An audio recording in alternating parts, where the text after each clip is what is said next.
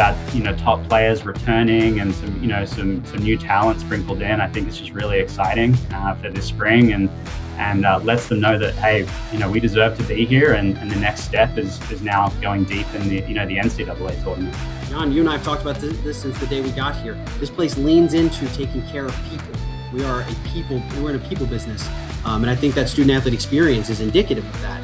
Add in the opposite, the extra rev share opportunities, and we have the whole picture.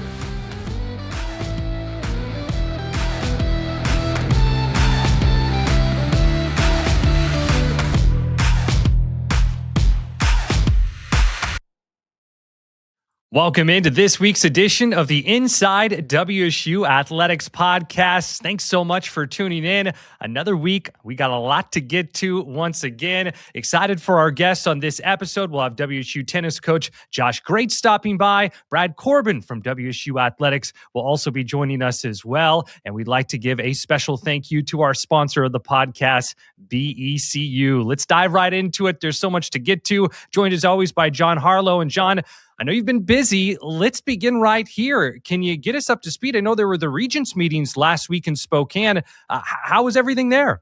Yeah, good to see you, Chris. Exciting times. I was watching the playback of the last episode, and I have to say, holy smokes, you don't realize it in the moment how tired I was. I know you and I were chatting about this at the basketball game. I didn't realize how tired I was until I saw the playback, and I was like, holy cow, maybe get an energy drink or something. But I had landed like at midnight the night before that from the national championship, went right into meetings that morning at like 7 a.m. and had, I think, like 14 straight hours of meetings or something like that, culminating up in Spokane with a discussion that ended at like 10:30 that night, which is super energizing. And I love that. But at the same time, like, let's bring the energy up a little bit. So that's my goal this time. Take pride in my ability to just go and to try and bring the energy. So let's hope that that's a change in pace this time. But yeah, really good discussions. Obviously, the Regents meetings take place Thursday, Friday of this past week, and always grateful for the opportunities to get there and have the conversations in front of that group. There's certainly, I don't know what Capitol Hill is like, but I have to think there's the session, and then there's the discussions that go on outside of the session and the hallway chatter, if you will. And so it's always beneficial to be there with all the leadership of WSU there and just catch up. And we're always grateful for the opportunity to just present in those times. We gave a pretty thorough kind of update and educational piece with the Regents on what NIL is, how important that is to WSU, rev share, those types of things moving forward, and kind of the new NCAA environment. So anytime we can speak to that granular level in front of that group, it's beneficial for the department. And so a long couple of days, but a super productive couple of days too. So grateful for that group for sure. Well, and with that, I know you've got plenty on tap, and just around the corner, you have the upcoming Pac-12 AD meetings in San Ramon. Yeah, so those would be a good couple of days as well. Fly out tomorrow, or I guess would be this will probably drop on Wednesday. So fly out Tuesday afternoon, have discussions Wednesday, Thursday there, I believe. A great group there. I've known Jeremiah Dickey for a number of years. He's been a wonderful friend of mine. We have a great group of ADs over there. And so it's always beneficial.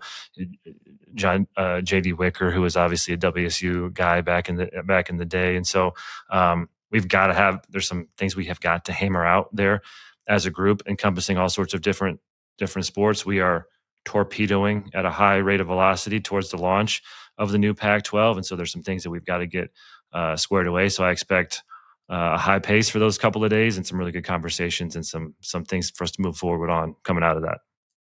And with that, back to Seattle. You got some donor visits planned at the end of the week in Seattle with Kirby Moore? Yeah, going to meet Coach Moore over there.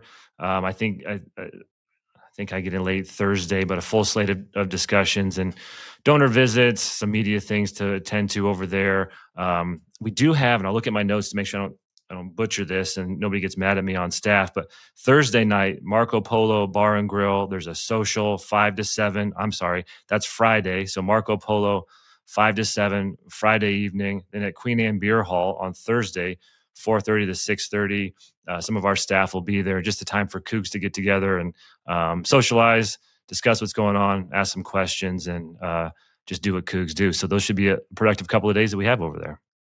That's awesome. Great opportunity to connect with those Cougs over in Seattle. And with that, Jon, can you get us up to speed too? I know it's a transition, but to talk about someone who was in the role, but someone brand new as the faculty athletic representative. Yeah, so Molly Schatzko has been named by President Cantwell as our new faculty athletic rep.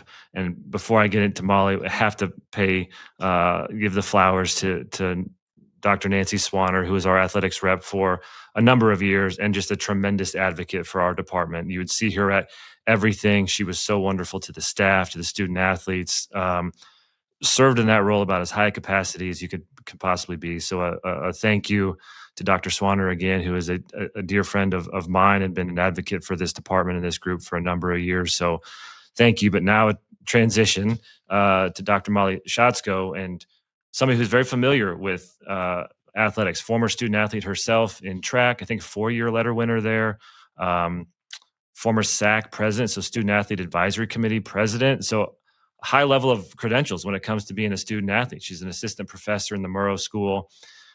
The faculty athletic rep is such a vital piece to what we do here, serves as a liaison between our athletics and the faculty and the academic enterprise, obviously making sure we're compliant, making sure that what we're doing, we're moving student athletes along the trajectory that they need to be towards their degree. We're thankful for her. She's been full bore in the mix since being named, in and amongst our building, having conversations with coaches, staff, and she's hit the ground running. So we're grateful for her and her servanthood in that. Well, excited, maybe a future podcast guest as well. And looking forward to, fingers crossed, getting the chance to chat with her in the near future. And Jon, something else I know that is, it's still a little bit of ways, and it feels like it's kind of around the corner. So just making sure Coug fans have this on their radar, have this on the calendars. Nights with Cougar Athletics, that's coming up. Yeah, it is. It's going to be here before we know it. So again, I'm checking my notes. This is going to be a notes heavy podcast here for me. A lot of data to make sure I don't screw it up to our listeners and viewers. So March 17th in Seattle, April 17th in Prosser. That one's already sold out. So that's going to be the place to be in Prosser on April 17th. And then May 15th in Spokane. So there's going to be a new format for the meeting in March in Seattle. It's going to be at Victory Hall at the Box Yard. So excited for that. A little more of a laxed event than what we've had kind of structurally previously. Prosser, same type of deal at Smasney's Cellar. And then Spokane, that's at Northern Quest, just that it has been in previous years. Similar format to that one. But those are such exciting nights. You'll hear from student athletes. You'll hear from staff. You'll hear from coaches. Opportunity to get some unique get your hands on some unique Coug gear, maybe some unique Coug memorabilia there, and an awesome opportunity to raise funds towards student athlete scholarships. So grateful for the CAF team that's been working so hard on putting that together. It's going to be great nights. Hope to see everyone there. Yeah, those events, a highlight of the annual Coug calendar. And with that, Jon, we're looking at kind of what's happened, what's coming up with WSU athletics. So we kind of call this the lightning round section because there's so much going on. Let's dive right to it. Men's basketball on the road last week lost a tight one. It was close there against the University of San Diego, but bounced back with the victory Saturday at Beasley Coliseum. Those next two games for the Cougar men will be at home. WSU women playing at San Francisco and Pacific. They'll be playing coming up this week, Thursday at Santa Clara, and then Saturday, a doubleheader. Both teams will be in action at home with the women playing Gonzaga. Track and field had limited entrance at the Lauren McCluskey event in Moscow this week at the UW Invitational in Seattle. Tennis, we're going to be talking about tennis coming up. Tennis had, did not travel to the ITA kickoff weekend in Athens. That was due to severe weather conditions in the South. So a safety concern for the team. And with that, this week opened the home schedule Friday at 4:00 against Fresno State. Swimming, some outstanding news there. Dominating wins at Northern Colorado and Wyoming to improve to 5-0 on the season. This week, they host Idaho on Friday. That's 5:00 for senior day. Then Saturday at 10:30 at Idaho. Yeah, just to reiterate some of those, a number of opportunities to see the Cougs in person here at home. Swimming this Friday, 5:00. Awesome to see folks there if they can get there. Men's basketball hosts Seattle Wednesday night, and then doubleheaders Saturday, both men's and women's basketball. I believe the men tip off at 3 and the women at 7. So get here, yell loud. Let's cheer on the Cougs, and let's get some W's.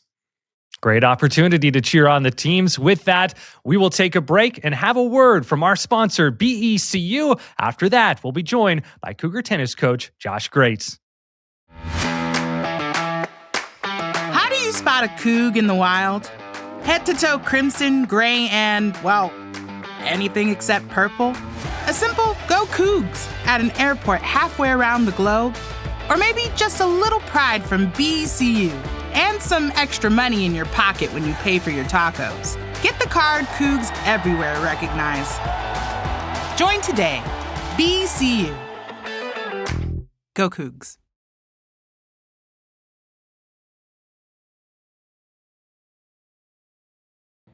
Here we go, ready to welcome in our first guest on this week's episode. It's Cougar tennis coach Josh Graetz. And Josh, welcome. You're in your first year as head coach after serving as an assistant coach the previous 2 years. How has that change been? Yeah, Chris, thanks for having me. It's been, a great change. Honestly, very fortunate and privileged to be in this position, true honor. And the change has been maybe not as big of a change as what you would expect, being the assistant for 2 years and having a lot of the same support staff, a lot of the same players. We have 5 returners from last year, a great assistant coach, and honestly, just a great community. So I feel like it's been, somewhat seamless, but obviously a lot of, learning along the way, and just a lot of fun.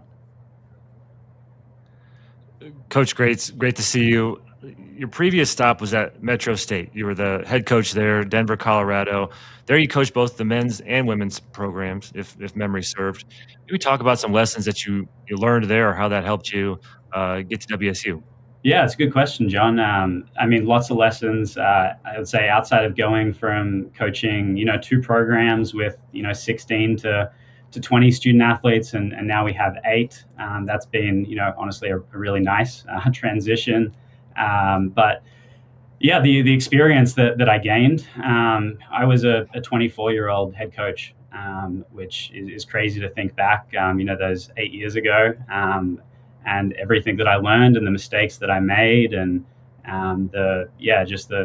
like I said, the privilege that I had to coach a team at such a young age and to be given the reins of a program. So, obviously the adjustment has been, great. Like looking back at all the things that I learned and now being able to implement them, a different and better way here in Pullman. You grew up in Australia, known for its tennis. When did you start playing tennis, and were there any other sports that you played growing up? Yeah, Aussies in general are multi-sport athletes. I think that's why, we fit in so well into the college sports environment across all sports, right? And I grew up playing, Australian football, AFL. You might know a few punters in college football system that came across. I grew up playing cricket, soccer. John, you know this. I did not grow up playing basketball, but I give it a shot. But you've done a great job in noon ball. You're a force to be reckoned with. There you go. Well, you're too nice. Thank you. But I grew up playing all the sports, and in a really small country town, like 200 people is where I'm from. So my wife is from Spearfish, South Dakota, which is like 10,000 people. So I always joke about this. Pullman is big for us, and that was a big draw coming into this community. We just absolutely love it here. So I've never been to Australia. Watch a lot of TV shows with Australia. Coach, is it true that every animal in Australia is trying to kill you all the time? It is true. Yeah, it is true. Don't go to Australia. It's a terrible country. No, just kidding. But yeah, actually, just a shout out right now to the Australian Open for those tennis fans and those maybe that haven't followed tennis. The Australian Open's going on right now. It's like 110 degrees on a concrete slab playing tennis, right? So it's tennis is a great sport. It's the fifth fifth biggest sport in the world, if you didn't already know that. So to have that here in Pullman and across college campuses is just huge for a global sport. Pretty incredible. You played tennis at Metro State. Yeah. How'd you make your way there? Yeah, I was recruited by an Aussie. The coach at the time was a female coach, and actually she left as I signed. So she got me in, and then she left. But I was really fortunate to have just an unbelievable college coach in Denver. He's still coaching actually at Boise State, so just across the border there. Had the best experience playing college tennis in Denver, and that's honestly why I'm in it. I live and breathe college sports, college tennis, and every day is just like an absolute privilege to do what I do. So very, very fortunate. It's pretty awesome. You mentioned it there, and you hear that quite a bit, like the impact that your coach made on you that led you to pursue that path or whatever else, and just what a unique, and we know it because we're in it, but what an awesome opportunity that you all as coaches have to influence the young people and make, steer them in and not necessarily intentionally steer them, but make such an impact that they pursue that as their profession moving forward too. Pretty awesome opportunity. No, exactly. We have one of our athletes, Max, who is trying to figure out what's next, and I'm really trying to guide her into college coaching. So if she's listening, Max, you would be great as a college coach. But it's the best job in the world, and I know every coach here at Wazoo feels that. The honor that we get to be such a big part of 18 to 22-year-olds' lives, and I'm in my position because of the college coach that I played under, and the administration that took a chance on me as a young head coach in Denver is the reason why I'm here in Pullman, and that's kind of my role now, is to pass that on to the next generation. Well, with having been a young head coach, is that something you knew was always kind of the goal, or when did that coaching bug really kind of bite you? Yeah, good question. So, no, I did not think I was going to be a 24-year-old head coach. How could you? Actually, the plan was to go to grad school and to get a PsyD and become a clinical psychologist. So. In some ways, I do that a little bit without a license in my role, but it's a long story, but I can make it short. But our coach left at the time, and the AD who I had a great relationship with gave me a call and said, hey, we're looking to hire a head coach. This was an emergency hire, and do you know anyone interested? And lastly, would you be interested in putting your name in the hat? Relationships matter, and really, really thankful for being given that opportunity. Well, and fast forward to being here and what you've accomplished at WSU. Last season, you helped the team capture the National Invitational Tournament, WSU's first postseason title. What was that experience like? Yeah, it was awesome. I was just really, really happy for the ladies. They deserved it. They earned it. There's two teams that finished their season undefeated, right, or winning their last match. That's the national title, winner and the NIT winner. So we were one of the two. It was a amazing opportunity for our team to go to Rome, Georgia, and to win that tournament without even dropping a point. Was pretty awesome, and just gave us a lot of confidence kind of moving into this spring. All of our top players returning, and some new talent sprinkled in. I think it's just really exciting for this spring, and lets them know that, hey, we deserve to be here, and the next step is now going deep in the NCAA tournament. Coach, I think that's probably a good segue there. Maybe talk about this year's team a little bit. Two seniors, you mentioned Max already, but two seniors who have had a lot of success here. Maybe talk about what this spring is going to look like for your group. Yeah, I think we've got a really good blend of experience and youth. So we've got 8 girls. Half our team are freshmen and sophomores, and the other half are juniors and seniors. So I think I really love the balance. I love the leadership. Our two seniors, Max and Ava, have been kind of at 1 and 2 of the lineup their entire time here. So to have them both as seniors. Yura is coming back from injury last year, so she redshirted last year, and she was playing 3 before that. So I think we've got some really great talent at the top, and some freshmen and sophomores that are really going to make that push to kind of build through the bottom of the lineup. And in tennis, it's all about getting those 4 points.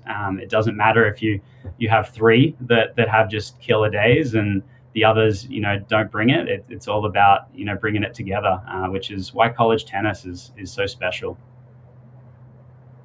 You started the year off with a win, and then Mother Nature had other ideas. Severe weather in the South canceled a trip to Georgia for the ITA kickoff weekend. Unfortunately, with that, you're set to play 2 really good opponents. You're throwing a curveball. How do you roll with the punches when something out of your control happens like that? Yeah, it was a tough one. Because kickoff weekend is earned from the year prior. So we did qualify for that pod. Happened to be at Georgia, which they won the national title last year, and they're also preseason number 1 in the country. So you can't control the weather, right? We talk about that all the time as a team, control the controllables. So. We just spent the weekend here in Pullman and played some practice matches and, went bowling and went to dinner and just tried to kind of create that environment, here in Pullman to the best of our ability. I think the silver lining is we have 2 more dates now that we can, bring 2 more home matches here into Pullman, which we're working through at the moment. So, yeah. Any sleepers in the bowling alley, coach? Like, is there anybody on the team that's like leaders over there, or yeah? You'll I would say Stormy is her nickname. She's our freshman, Aussie. So we have 2 Aussies. I would say maybe not a sleeper, but you're going to have to ask her about her technique. Was questionable. Fair enough. That's too funny. Whatever it takes, it takes to get those strikes. And Coach, thinking about conference-wise, we'll get to being in the Pac-12 here in a moment. But right now, just being in the WCC, the last year as members of the WCC, can you fill us in on the strengths of the WCC as a tennis conference? Yeah. WCC is one of the best conferences in the country, at the very top. So Pepperdine. San Diego, a perennial, top 20 in the country, and they'll be both, really tough this spring. I think for our team, beating San Diego last year at home was huge. This year we go to them, but the top of the conference is just really, it's tough. And if you can knock out them in regular season, you give yourself the best possible chance to obviously win conference or get that at large. So. It's a tough conference. It's deep, and really looking forward to finishing our WCC season off strong before we head to the new Pac-12. Coach, maybe talk about that. And again, the WCC is right here, and you've got to focus on that and get through and focus on winning for this season. But talk about Pac-12 as women's tennis league. What are your thoughts there? How's the competition going to be? Yeah, really, really excited about the new Pac-12. It is really even. It's deep from top to bottom. I really love the geography of it, and the recruiting. We have a 5-star girl coming in from Texas. I think Texas State joining was like a big part of that. It's anyone's game, and why not ours? Year one. I think that's the goal. Like you said, John, you have to really focus on the here and now, but. It's a good group of coaches that I already know. I would say 75-80% of those coaches already. So it's a great time to be innovative. We're talking as a conference about where do we want to go, what do we want to do, and just starting it from the ground up is just really exciting. Josh, it's been great catching up with you today. Thanks so much for the time. And of course, continued good luck to the program and to you throughout the season. Thank you, Chris. Thanks, John. Go Cougs. Thanks, Coach. How do you spot a Coug in the wild? Head to toe crimson, gray, and, anything except purple? A simple go Cougs at an airport halfway around the globe? Or maybe just a little pride from BECU? and some extra money in your pocket when you pay for your tacos. Get the card Cougs everywhere recognize. Join today. BECU. Go Cougs.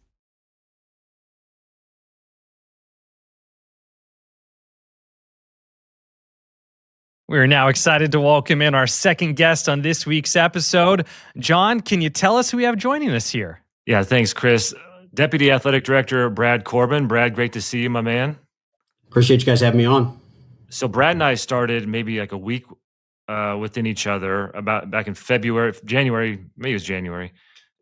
of 21. So we started talking even before we were both kind of on site and Cougs, if you will. But Brad oversees a number of different units for us, is heavily involved. A lot of them are student facing, academics, compliance, sport performance, as well as our facilities maintenance and game operations as well. So has his hand in a lot of different things. And maybe we'll broaden into that here in some of the questions. But one of the key things I think that's super important and a great opportunity for WSU is Brad is a member of Division I Council and serving as a representative there. So Brad, maybe talk through what that is and how beneficial it is to have a representative for WSU as part of that group. Yeah, I appreciate it. So the D1 Council is a group of basically the day-to-day leaders of decision-making for Division I. So we go over on a quarterly basis all kinds of different decisions that are going to need to be made, whether it's waivers, rule changes, whatever it may be. And you're right. It is, I always say that it's great that it's me. I enjoy it being me, but it didn't have to be me. It's just great that we have representation. Well, no shortage of material, right? Like there's things to discuss out there.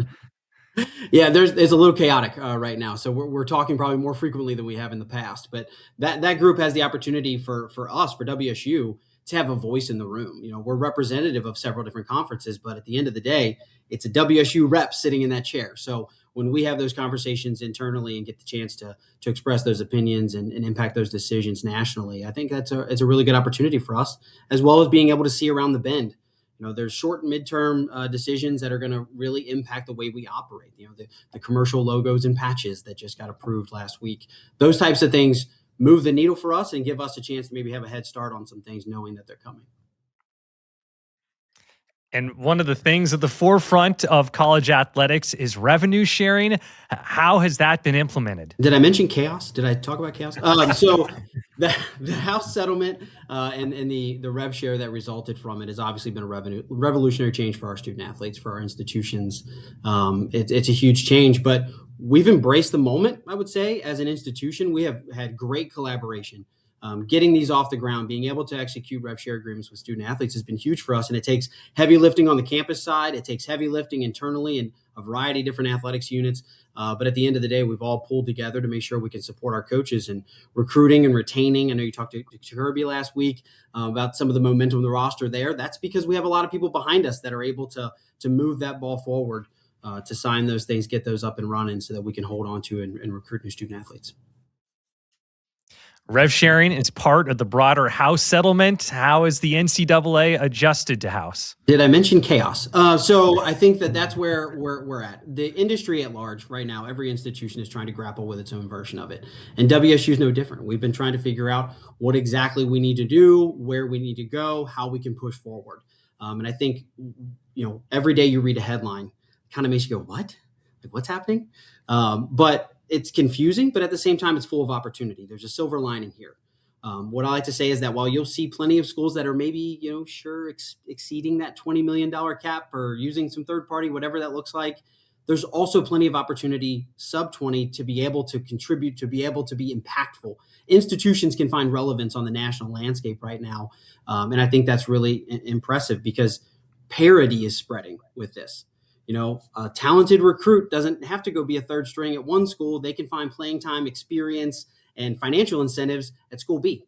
So it spreads the talent around, which means that, recruiting battles can be won. Retention can be had. We can hold on to people. We can recruit new talented student athletes. And I think that that's something to be really excited about.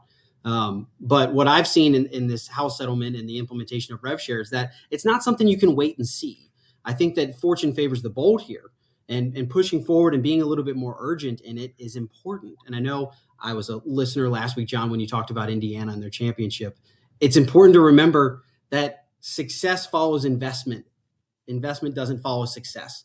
So seeing us lean into this rev share era is so important. I want to see us, we don't know what the next 3 to 5 years maybe looks like nationally, but we can etch the Coug head on the national map right now if we act and we get the support, we get the resources, and show our coaches what we can do. Excellent points, Brad. And one of the things, as you were talking about that, I was just thinking that the lift and the collaboration that it's been to get some of those well, not some, all of those agreements in place, because there's a multitude of them. And it's not just, that's on top of the normal business. Here's a whole new business practice that takes up quite a bit of time. And there's a lot of campus folks involved. Certainly our business office here who have taken on a tremendous lift, a whole new line item basically and we've had to adapt to that. And it's been sometimes we're adjusting on the fly as the NCAA changes, then we're making process changes, and been a fun collaborative effort. And we're talking about the rev share and the impactfulness of it, the investment. Chris, I know there's another question, but I can't let an opportunity go without talking about the CAF and NIL. So there's going to be, you've seen it, we've talked about it, tax-deductible gifts that you can make through the Cougar Athletics Fund towards NIL. I'm a shameless plug here for this, but we'll continue with those. You're seeing the impacts of that in real time.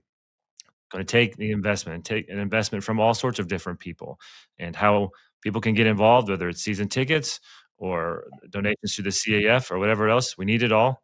And you're not going to want to miss 2026. That's what's making some of this success in the preseason. We got to win the preseason, then we win the regular season. That's how we're going to move this needle forward. So again, maybe we can pop that QR code up here on the pod for folks to scan that and get involved. Brad, we talked about in the intro, or as I was introing you, some of the units that you oversee. A lot of them are student facing. There's all sorts of shininess and sexiness around NIL and rev share and the business aspect of what's changing there.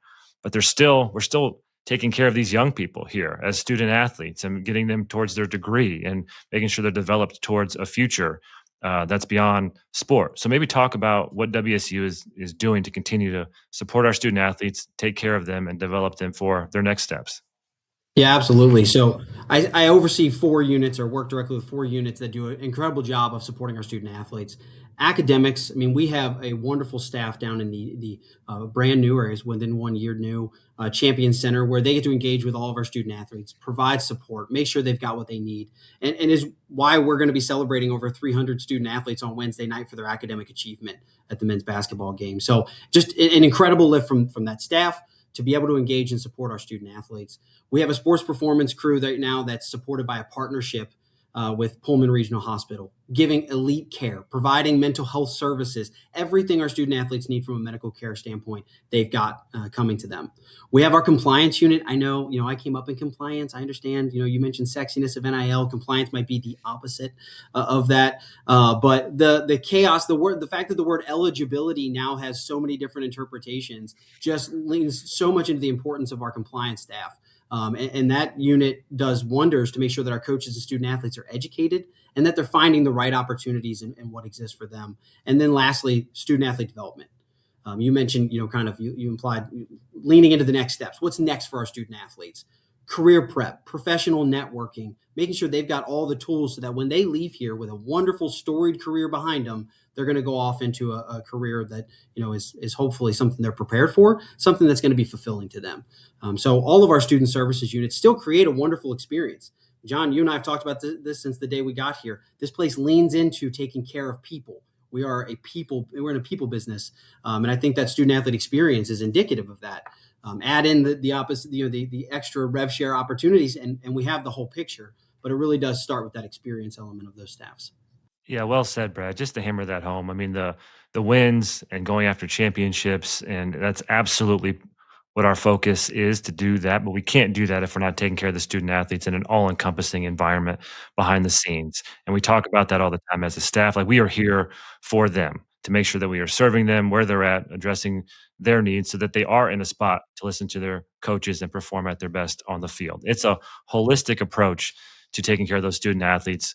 We all have a heart for them. That's what we're here for. That is the most important thing at the end of the day. So appreciate what your groups do, Brad. No, it's great. We hope our student athletes leave here with a ring, a diploma, and a job offer. If we can get those three, we're doing something. So it's an exciting time, and we have a wonderful staff behind us that's making that happen. Well said, Brad. We appreciate the time. Thanks so much for stopping by and catching up with us. Thanks for having me. Appreciate it.